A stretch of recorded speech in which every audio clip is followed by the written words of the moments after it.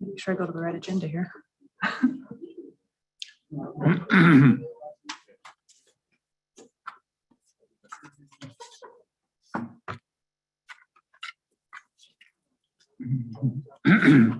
I don't.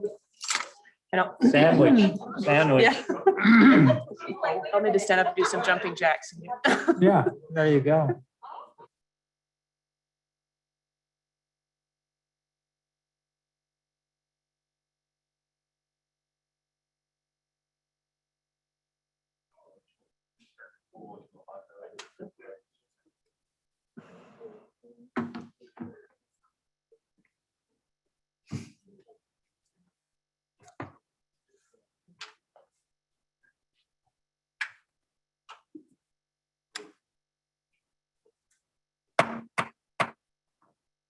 Good evening, welcome, and I call this meeting of the Elko County Board of Trustees for the school district to order. Will you please join us in a pledge to the flag? I pledge allegiance to the flag of the United States of America and to the republic for which it stands, one nation under God, indivisible, with liberty and justice for all. All right. Item 1.03, approval of the agenda for possible action. Second. Okay, been moved by Brian, seconded by Teresa to approve the agenda. Any discussion?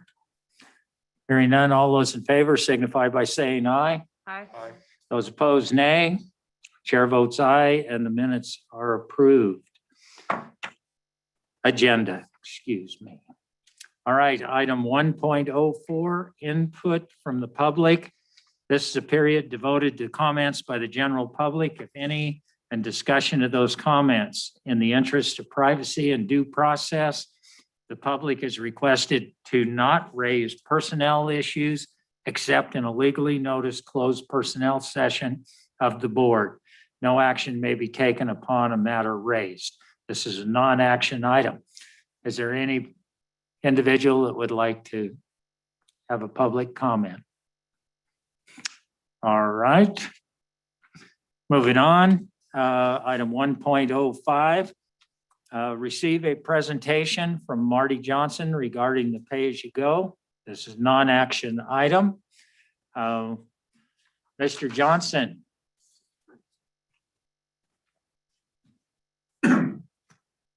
Good evening. For the record, Martin Johnson with J&A Consulting Group, financial advisor of the district for 30 years, maybe even a little longer than that. We had a workshop a little earlier this evening where we talked about tax rates and capital funding options. And my understanding is that presentation is available as a link on the agenda for the board meeting. And in lieu of repeating a riveting hour of information, I thought what I would do is just maybe do a high-level summary for the folks that didn't listen in the first time. So the first part, in terms of tax rates, I think the important takeaways that we have are that one, the school district isn't able to do anything relating to tax rates, at least for capital funding, without voter approval. We have to have voter approval, whether we're doing pay-as-you-go bonds, whatever. We have to go to the voters and get that approved. The second part of that is that the counties, cities, towns in the state of Nevada, and specifically in Elko County, as we walk through all of those tax rates, have tax rate that they are able to access without voter approval, as long as the total tax rate doesn't exceed $3.66. Now, in some areas of the county, specifically right now, West Wendover, the tax rate is at that cap. And so no one can increase the rate there. Some of the local governments have put in for proposed tax increases for the upcoming fiscal year, which will take the tax rate to very near the cap, I think, in most of the other cities within Elko County. What that really means to us as a school district is if the 75 cents that we currently have authorized for the pay-as-you-go rate disappears at the end of fiscal year 22 and terminates, and there is nothing there to replace it, that 75 cents becomes available to all other local governments. And they can, if they choose, access that rate without having any voter approval. And if they were to take all of it, the school district would have nothing left in terms of being able to fund improvements to school facilities. And I can tell you, and Jeff can attest to this, that the Nevada plan or the per pupil funding plan or whatever plan they come up with isn't going to be built around the idea of providing money to maintain and especially to build new school facilities if that's required. So it is extremely critical that if the district wants to control its own destiny, that we come up with a proposal to put on the ballot prior to the end of that fiscal year 22. So then just to kind of summarize the funding options, we talked about pay-as-you-go, which should be familiar to folks here. The district's been using it for a long time and generally been able to use that very successfully. The downside is that when the growth in revenues doesn't keep up with the cost of projects, whether that's from inflation, whether that's from state mandates, cost of materials, whatever that might be, then pay-as-you-go has problems and you're not necessarily able to build the entire school that you originally designed. You've got to cut something out. And so that's the one downside with pay-as-you-go. With a bond question, we would be able to get funding up front. It is still subject to whatever tax rate's available.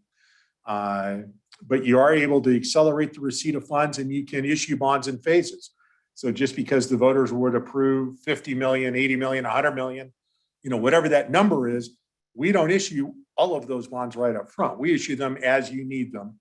But we've got to do that within a 6-year window. So if voters, so if the direction was to do a bond question in November, we'd have until November of 2027 in order to issue whatever bonds the voters would approve. The rollover program, which is kind of the hybrid and combination of those two, which most of the other school districts use, isn't available because you can't get to a rollover question or a rollover program from a pay-as-you-go program. You have to go from a bond program. So that would require 2 elections to do that. In terms of putting a question on the ballot, we will need to get started on that next month or fairly shortly thereafter. There is a process we've got to go through. We have to go to the Debt Management Commission, get their approval. The Debt Management Commission looks at the impact on the entity's debt limit. School district's debt limit based on the current assessed valuation is about $230 million.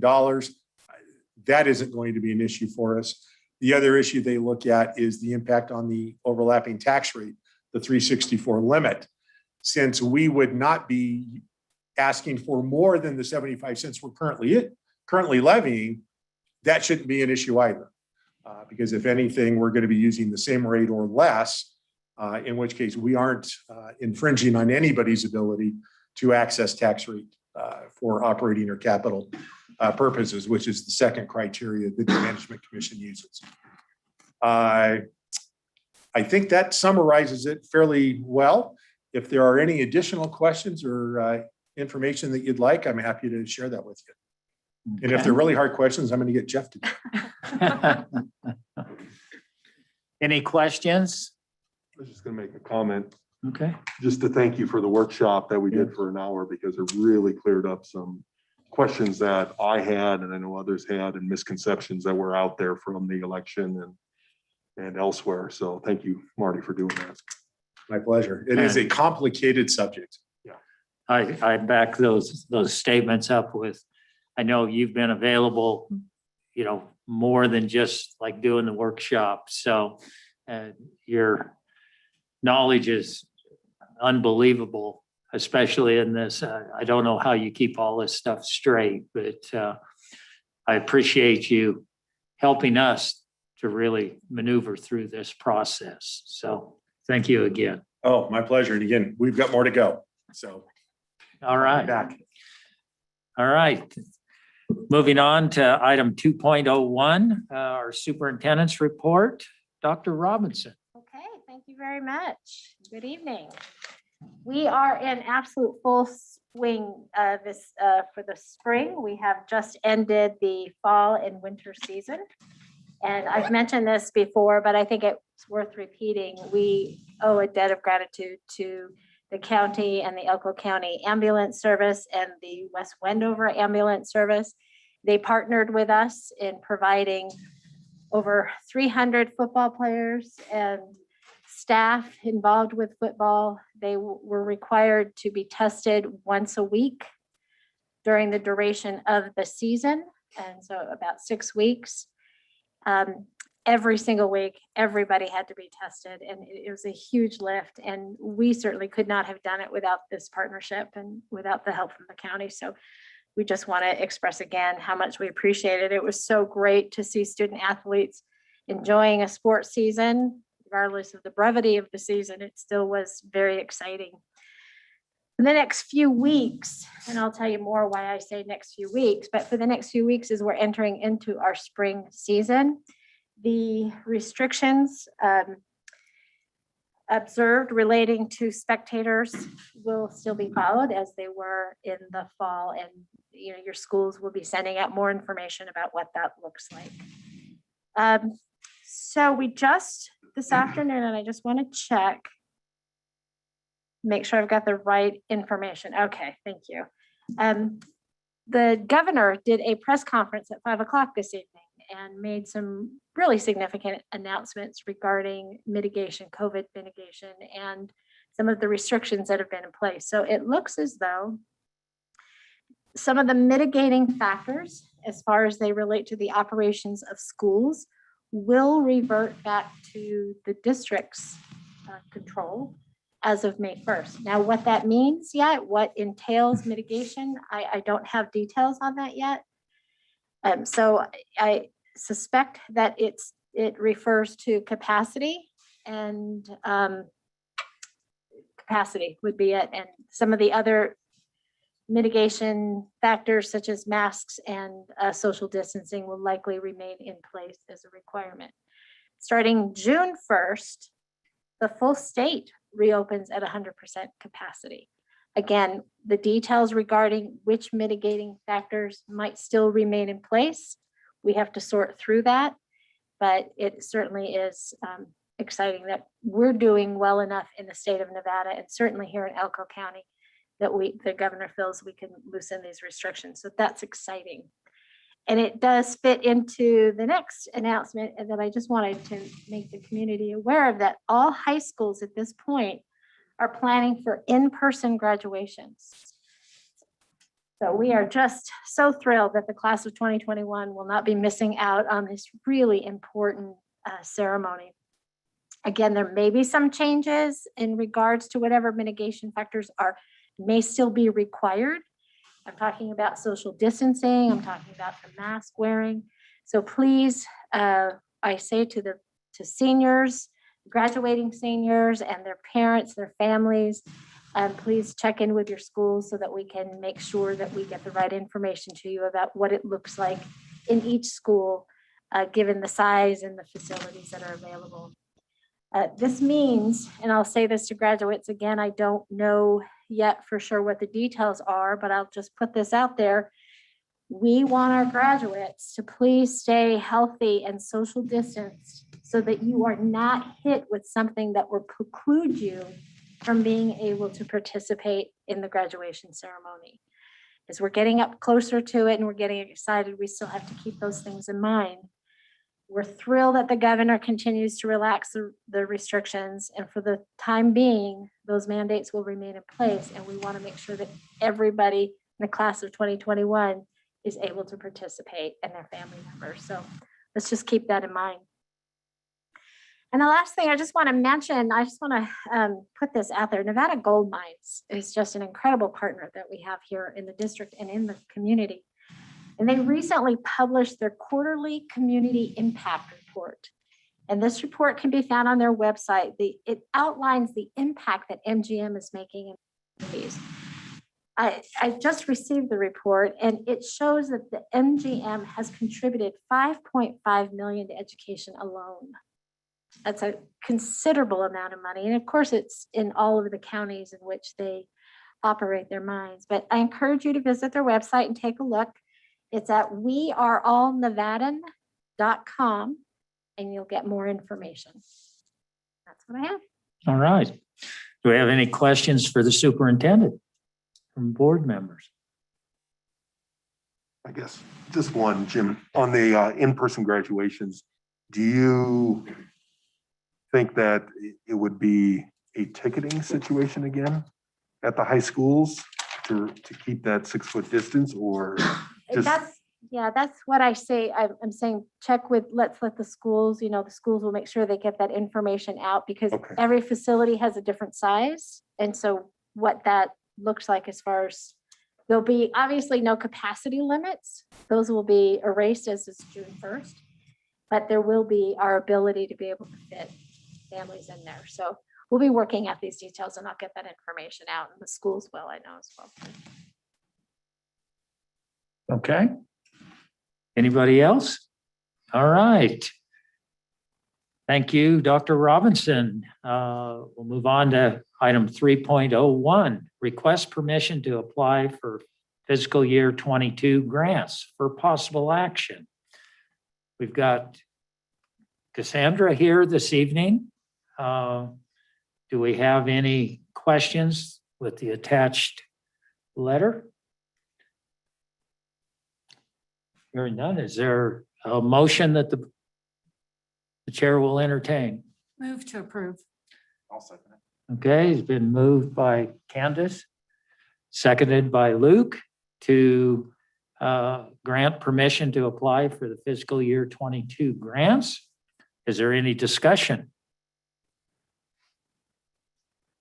Hearing none. All those in favor signify by saying aye. Aye. All those opposed, nay.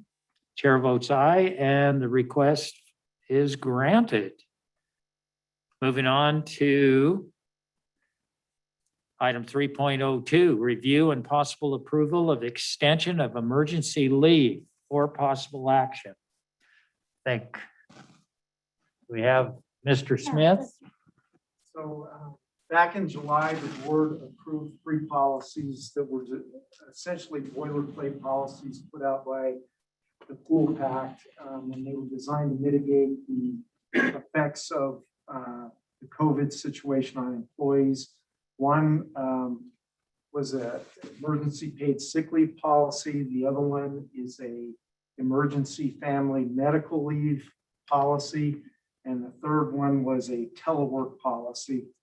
Those things expired from a federal standpoint at the end of December of 2020. The board took action to extend those to the end of March. So those policies have expired effective March 31st. And we need you guys to take a look at what you would like to do with those.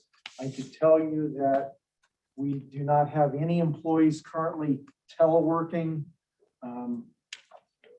as it relates to a COVID situation.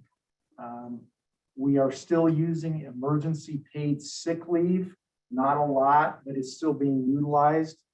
And if you guys recall, that is 80 hours of paid sick leave on top of an employee's regular sick leave. And it's a one-time 80 hours. It didn't get renewed in March when you extended it.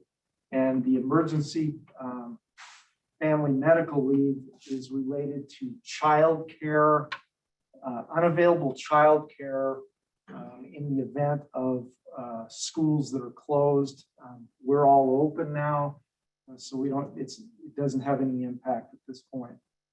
So I guess my recommendation would be to consider extending emergency paid sick leave and allowing teleworking and emergency family medical leave policies to expire. And what extend it to when?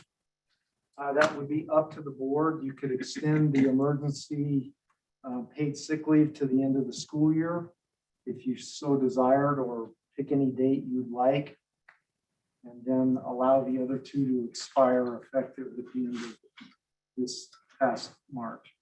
So the federal government, did continue for private industry because they receive certain tax breaks for it. So there's incentives for them to do it.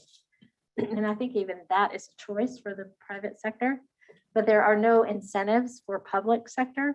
So there's no obligation or expectation that we will continue them. Now, if a private company decides to extend it, I believe it's September 30th is the new cutoff date for those benefits. So that's just a marker if the board decided to go with that. But as Mr. Smith said, it is the board's choice. I'd make a motion to extend the emergency paid sick till the end of the year and school year, and let the other two expire. I'll second that.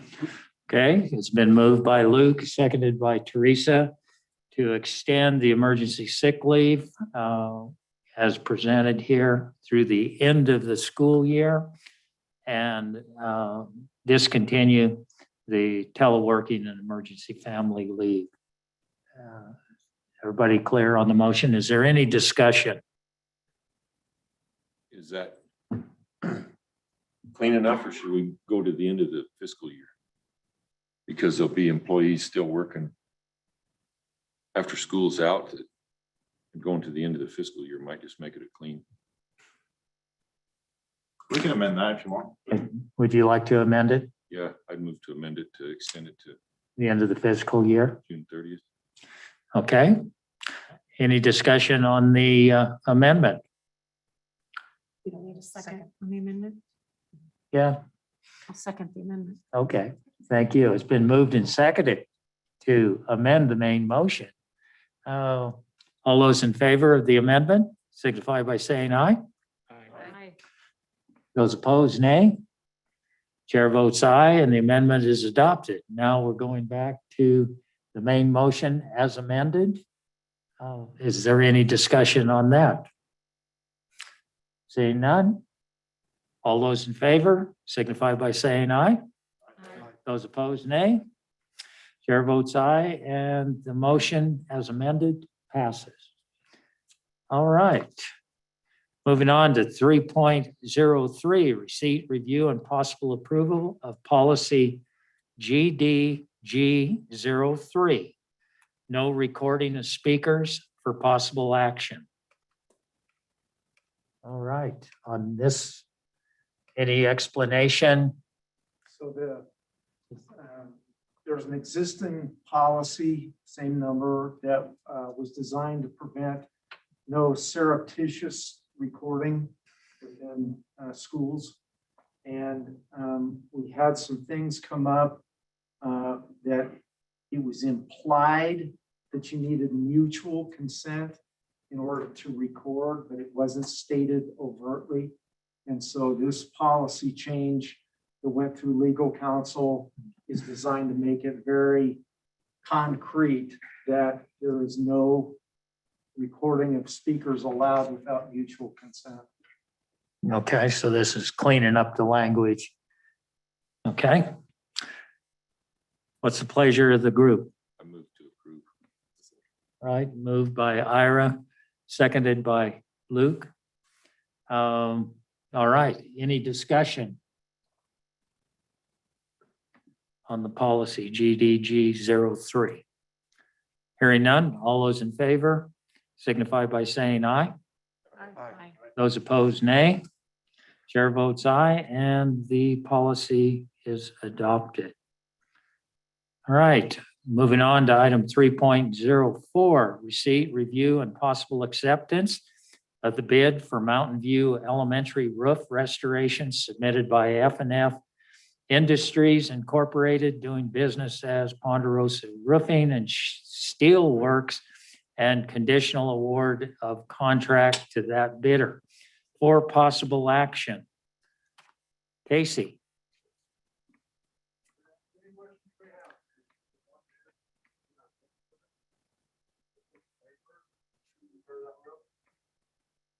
Second next agenda item is for the we separated the two. Separated the two because you can purchase materials through a state contract to save about 20%. Overall, we save about $30,000 Okay, I don't know, you got the one bid, right? One bidder. and everything has been figured out that it's a responsive bid and meets all of the criteria that we need to have. Okay, Question, Oh, Mr. go ahead. Chairman. So this, when we started out, this was a roof replacement. And now it appears that it's gone from a roof replacement to also including new windows and new side panels. Can you explain why that is? Trying to solve the leaks. So that they're leaking through the roof and the window, that's just part of it. Up on the top of the below the soffit, we're leaking, they're old and need to be replaced. That's why we're doing the refurbish of it, because the original estimate to replace the whole roof was over $3 million. We've got 1.5 budgeted. Okay, thank you. I can make the suggested motion. yes, Pursuant to NRS 332.195, I move that the board conditionally approve the purchase the materials for the Mountain View roof project by joining Omnia Partners, contract number R180. wait, you're Whoops. one off, I'm Brian. one off. 0.04. One, yeah, Go back up, sorry. yes. Well, we can go there, can't we? Right, strike the last stuff. I got it. Okay, thank Start you. over. I move that the board accept the best bid for the Mountain View Elementary School roof restoration submitted by F&F Industries Incorporated, DBA, Ponderosa Roofing and Steelworks in the amount of $778,695 and conditionally award the contract to that bidder, subject to the timely submission to the district legal counsel of all documents required by the instructions to bidders, including 1, the signed contract, 2, proof of required insurance, 3, issued performance bond, 4, issued payment bond, and 5, completed project apprenticeship report. Second, All right, it's been properly moved and seconded to award this bid. Is there any discussion? Any questions? Saying none, all those in favor of the motion signify by saying aye. Aye. Those opposed, nay. Chair votes aye, and the motion is approved. Item 3.04 or 05, conditional approval of purchase of materials for Mountain View roof project pursuant to NRS 332-195 by joining a contract pursuant to solicitation by other governmental entities or cooperative purchasing organizations. OMNIA Partners Contract Number R180903 for possible action. You have this one Now? up Now? now, Okay. if you would, please. I'll make this motion again.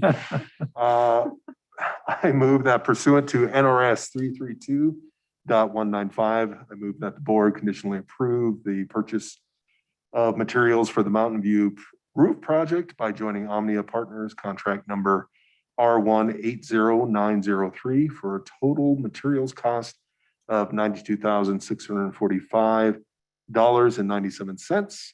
The condition is that the board accepts the best bid submitted by F&F Industries Incorporated, DBA Ponderosa Roofing and Steelworks for the labor portion of the project in a separate agenda item. Right, and moved by Brian, seconded by Ira to approve the conditional approval of purchase for materials, the Mountain View roof project. Is there any discussion? You had your questions answered? All right. All those in favor of the motion signify by saying aye. Aye. Those opposed, nay. Chair votes aye, and the motion is approved. Moving on to item 3.06, receipt, review, and approval of tentative budget for fiscal year 2021-2022 school year for possible action. Mr. Zander, Oh, good evening. good evening. We've had a full day of it today, haven't we? Oh, boy. Well, first and foremost, I introduced Julie to everybody but Teresa and Candace, and so this is Julie's home. and we've met.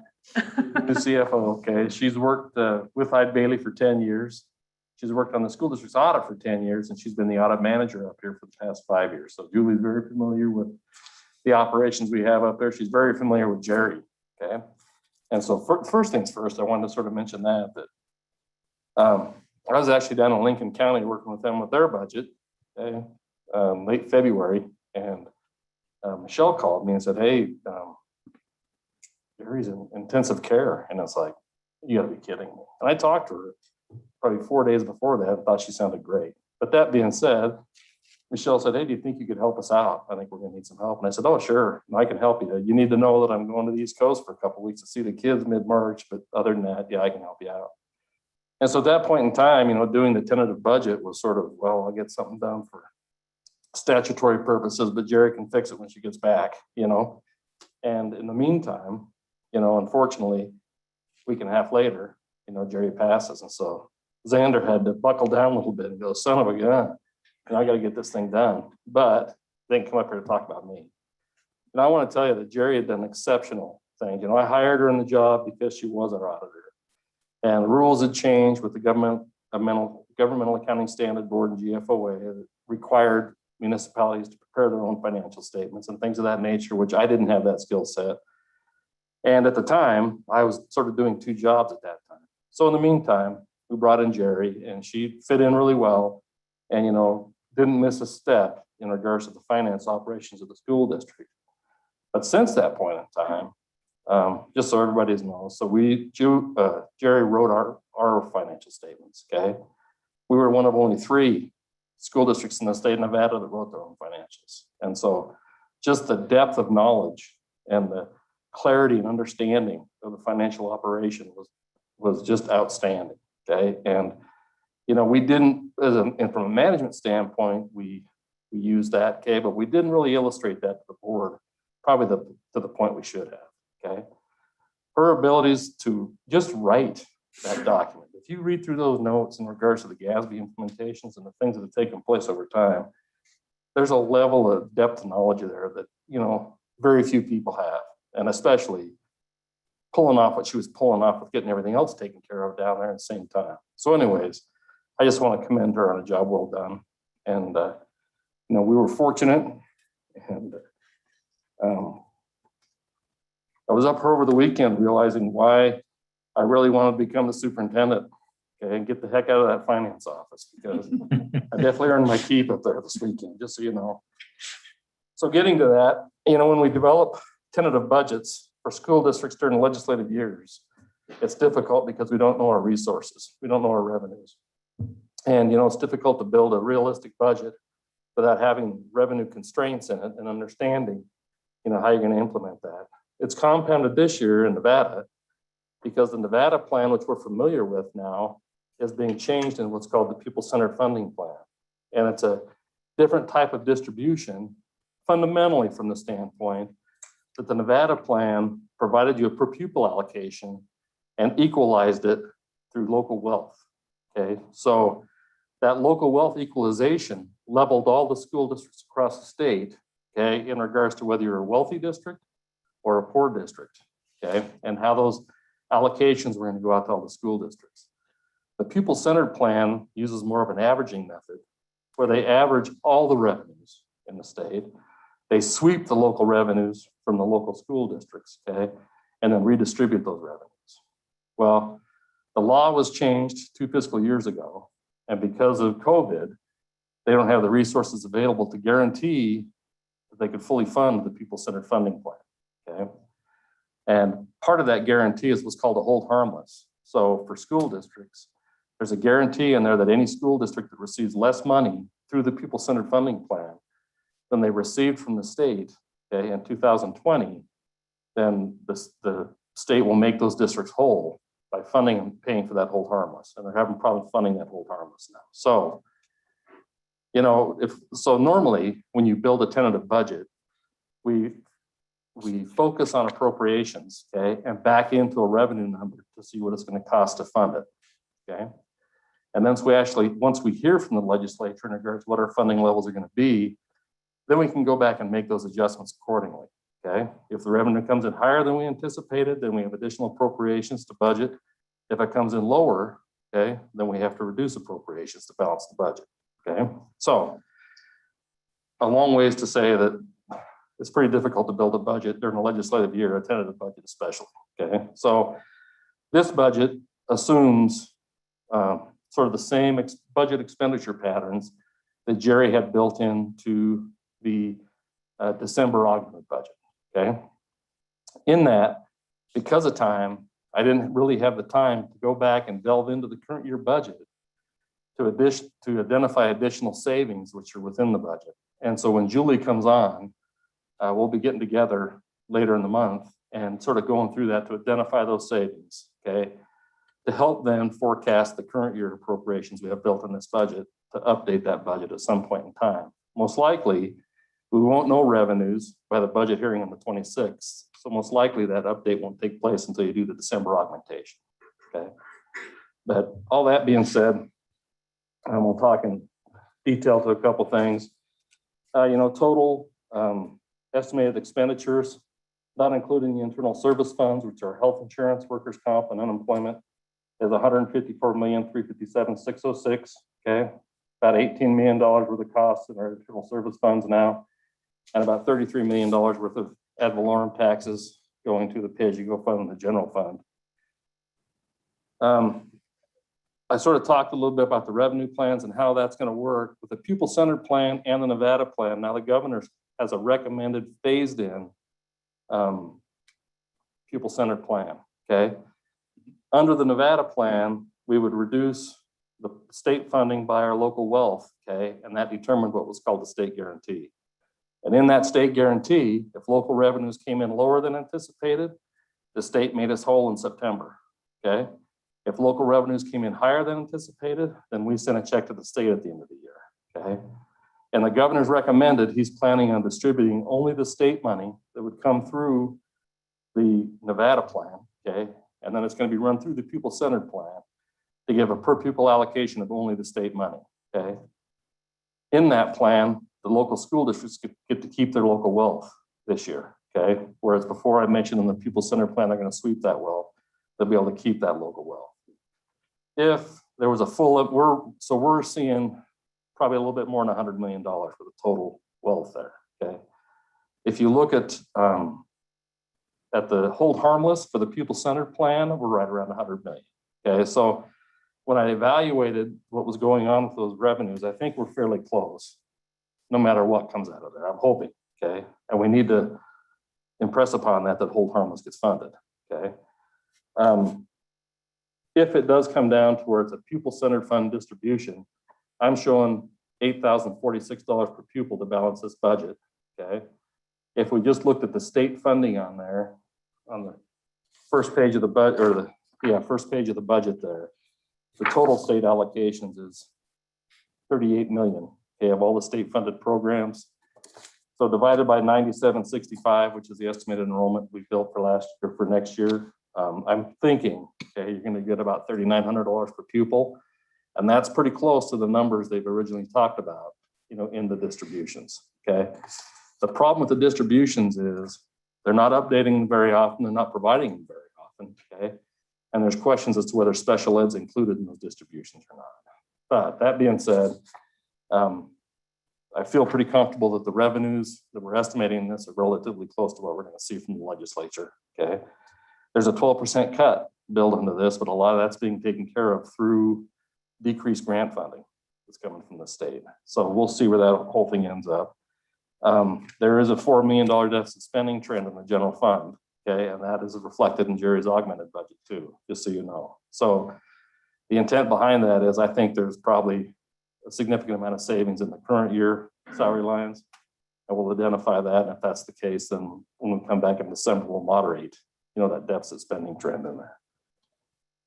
As I mentioned, pupil enrollments at 9765 in this budget. Our normal enrollments, mid 10,500, somewhere in there. Okay, the current enrollment this year is around 91, almost 9,200. So I'm thinking we're going to see a more normal attendance pattern starting the new fiscal year, hopefully. Okay, and so I've increased enrollment there a little bit. Two things in the January augmentation. Jerry had to make a $2 million interfund transfer to the food service fund to make it whole. Okay, and that had to do with the community lunch programming we had put in place.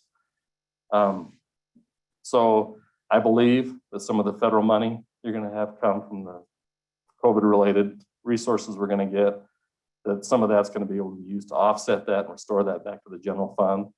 I think there's some other operational costs that have been coming out of the general fund that will be reimbursed, okay, by some of those monies.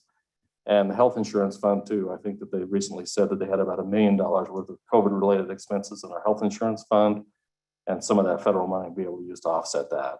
So if you look at the health insurance fund, if you look at all the budgets, so with the general fund, I sort of talked about the special revenue funds, because we don't know our actual grant awards yet. We don't know how much we're going to get.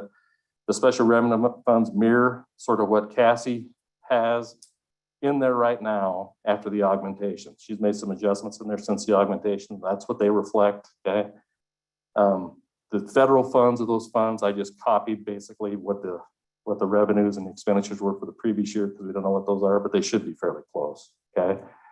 And so the special revenue funds, especially in a tentative budget, are not very accurate until December. We won't know what those streams are, okay, those funding streams. So that'll get updated at that time. Trust funds are sort of self-explanatory. The capital projects funds, the building and sites fund has about a $700,000 ending fund balance from last year. I think they're going to appropriate or spend a couple $100,000 of this year. So the ending fund balance will be about $500,000 and that to open up the new fiscal year. And then the pay-as-you-go fund, I think it's going to end up with about $9 million in there at the end of this fiscal year. You're going to see another $16 million in revenue in that one. And so the ending, and then I've appropriated all of that. So the board has the authority to spend that if they choose to, okay? And so there's zero ending fund balance at the end of the next fiscal year. And then the rest of the internal service funds, workers' comp and self-insurance are in great shape.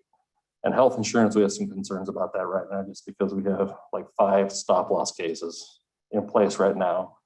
And we all know until you pay the first $250,000 on those, you don't get reimbursed. And so there's probably some cash timing issues there. There's been a couple advances made. And so hopefully the increase you put in place this year is going to satisfy that. Hopefully things moderate a little bit, but that might be something going in the next fiscal year we have to take a look at. In addition to that, just so you know, if there is $1 million reimbursement that's going to be able to come from the COVID monies, that would definitely help that fund, so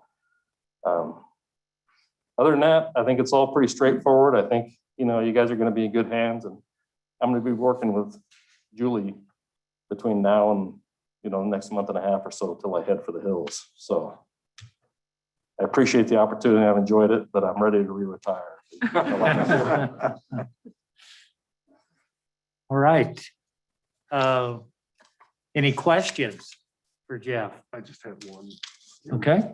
Jeff, is the 3,900 per pupil expenditure, is that lower than we've seen in the past, or right around average? It's pretty close to average. I mean, if you looked at it, 3,900 per pupil revenue. If you look at the local wealth that's being backed out of that, it's 42 million sales taxes and 5 million in ad valorem. So you're talking 48 million, okay? And a 10,000 student district, you were getting $8,000. So I mean, it's close. 39's not too far off. Okay. And so the key to the whole thing is that those programs bring special ed, class size reduction, school security, adult ed. They bring those all back into that general fund funding number. Okay. And if all of those are in there, okay, then it could be possibly less than what we're sort of accustomed to. And so that's something that you'll work through the fiscal year once those determinations are made, okay? And staff will have the ability to adjust staffing and make some adjustments throughout the fiscal year to moderate that impact if it is an impact.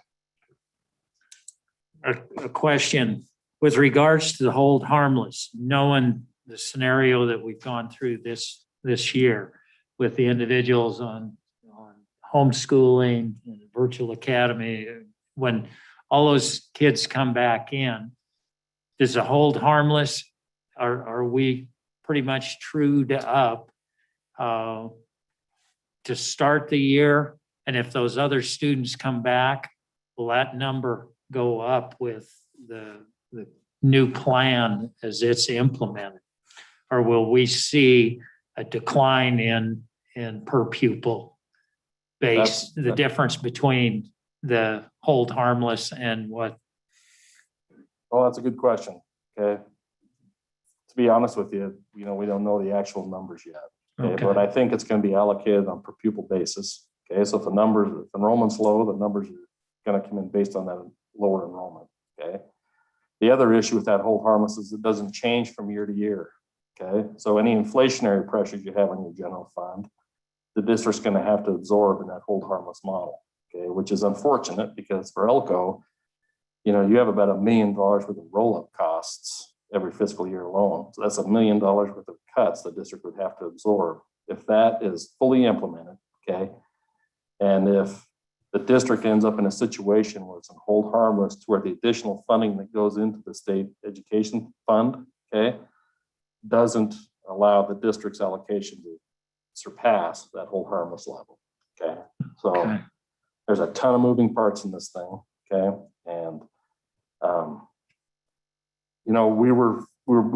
Elko isn't as adversely treated as a lot of districts. We were sort of lucky. They made some adjustments in regards to density that helped us. We went from about a $23 million loser, I think, to probably about a $5 million loser. Okay. That being said, those numbers have changed since then, and we haven't seen the latest iterations. And hopefully, we're treated a little bit better than that. Okay, but we don't want to be in hold harmless. And so hopefully, wherever this thing ends up, either they put enough money into the pupil-centered funding plan to where it doesn't affect districts that way. Okay, or they don't fully implement, and we get 2 years to work under the phase-in plan, which will maintain our expenditures for a couple of years. If with the new funding model, does the district get reimbursed or the payments on a quarterly basis? No, it's going to be monthly funding. It's going to be a monthly funding. And as those numbers, the enrollment numbers vary from one month to the next, that hold harmless number is going to obviously Yeah, it's gonna would be based- move. Yeah. Or did they try to lock in the hold harmless number that here it is, here's a base number.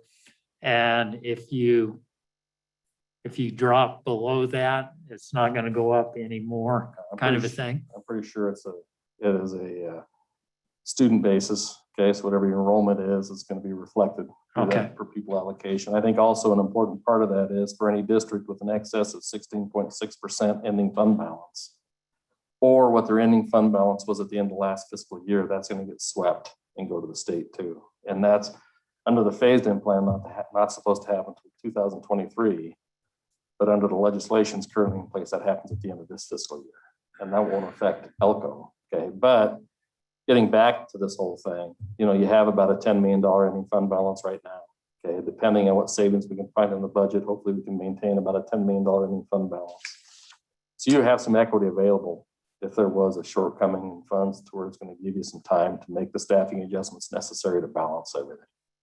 So, you have equity out there, which I think you can use to survive this thing. If it does turn out really bad, I don't want to sound too depressing here, but hopefully, okay, we're going to see the economy turn around a little bit and hopefully things will improve a little bit. But it's definitely something for us to keep our thumb on and keep an eye on in regards to how it comes through the legislative session. Yes. Okay. Other questions? Okay, thank you. Thank you, Jeff. All right. Do we have a motion? I move to approve the tentative budget. Second. All right, it's been moved by Iris, seconded by Luke. Oh, Brian, sorry. Any discussion? Hearing none. All those in favor signify by saying aye. Aye. Opposed, nay. Chair votes aye, and the tentative budget is approved.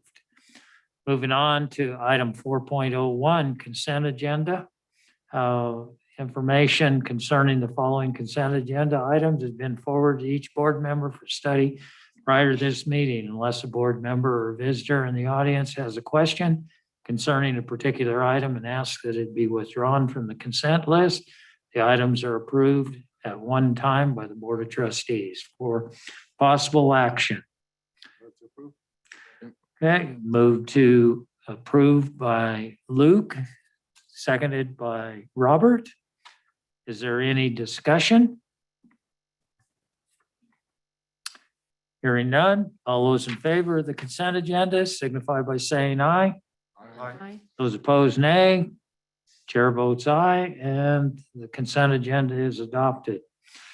Item 5.01, report from our NASB Director, Mr. Wines. Well, the last week, the hot bill that NASB was that AB 385, which limits state employees to 150% of what the governor's salary is. And it's just more big brother overreach is what I opposed it. Most of the NASB directors opposed it. Some were neutral on it. But it limits smaller districts from attracting talented. Speaking to the mic. It limits smaller districts from attracting talented personnel to hire, if you're trying to hire a superintendent, if you've got to put a limit on how much they can make. And so that was about the only one that I got a lot of emails about. We're still having a meeting in June here at 71 Ranch, 18th and 19th. There'll be an NASB joint meeting with the executive committee and the board of directors, and then there'll be a CTE training. That's all I have. All right. Thank you. I was going to ask, did any of those bills get put in the desk drawer on Friday? Because that was a deadline. This one continued to move, Yep. or is it exempt? It might be I an think it exempt. continued to move. I haven't heard that it got. Okay, I it haven't- wasn't put on the shelf. Okay. Item 5.02, items from board members, non-action item.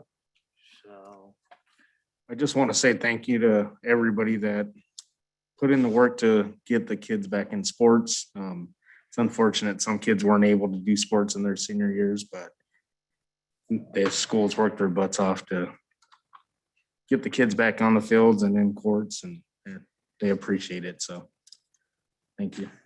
yes, it was really great seeing them out there on the field, brings back some semblance of normality in these unnormal times. So, and everything that our staff has been doing to go through the transitions, I want to thank everyone for the hard work that they've put into getting us through this year with the challenges that we've been faced with. So thank everybody for that. Yes, Candace. Yeah, I just wanted to tell everyone that I was invited to participate in a Nevada PTA. They had their virtual conference, and I was asked to be on a panel with other school board members in the state. There was one from Washoe and one from Clark County and myself. And the idea of the panel was just they asked general questions about why did you decide to become a school board trustee? And then a lot of questions about how to be effective with communicating with our communities and how the PTA can develop relationships with board members, how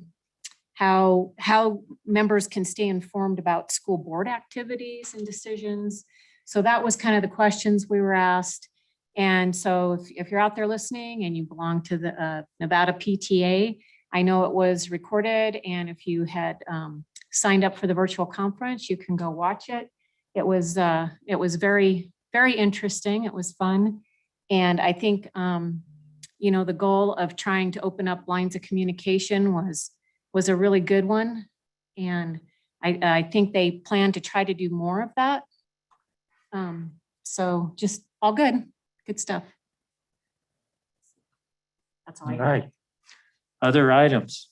Brian?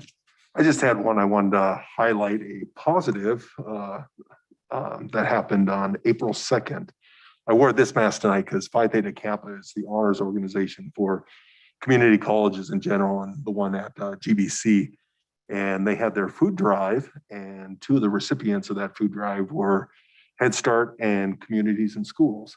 And they were able to collect 4,000 pounds. So 2,000 is going to community schools, and they raised close to $2,000. So they'll split that between the two organizations. But we're excited for next fall because we'd like to be working on a new books drive to get new books in the hands of children, as well as a food drive. And I thought it was pretty cool that the community came together to help with that and support community schools. Even the Downtown Elko Bar Association got into the fund and donated food and money to it. So thank you. Very good. Thank you for that report. I'd like to remind board members that this coming Monday, the 19th at 4:00, we will have a workshop going over our capital improvement plans and a schedule. So if all of you have information, go through that and come ready to make some decisions and move forward with the process of looking at our capital improvement funding. So remind you of that. Moving on. I've got one. Okay. You've got, I've got one. you're trying to drag the meeting. I am. I'm trying to drag it out. No, I just wanted to say congratulations to the Spring Creek girls, soccer team, volleyball team, and boys and girls cross-country teams for being regional champions. I don't know the results for all of the other schools in the district, but that's as good as we get, closest we get to state championships this year. So just a big congratulations to those teams. Very good. Anybody else? All right. Moving on. Item 6.01, approval of the accounts payable for possible actions. I will be abstaining from this. as my Okay. employer's on the list. Robert will be abstaining. And I will disclose that I have a family member who has an employer on the list, so I will also abstain. I second Ira's motion.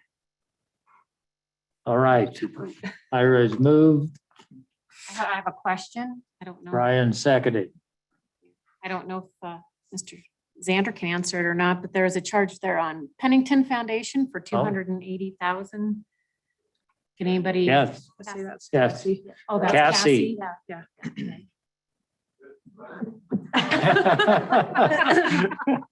But he was going to try. Foundation to get purifiers for the. So we were.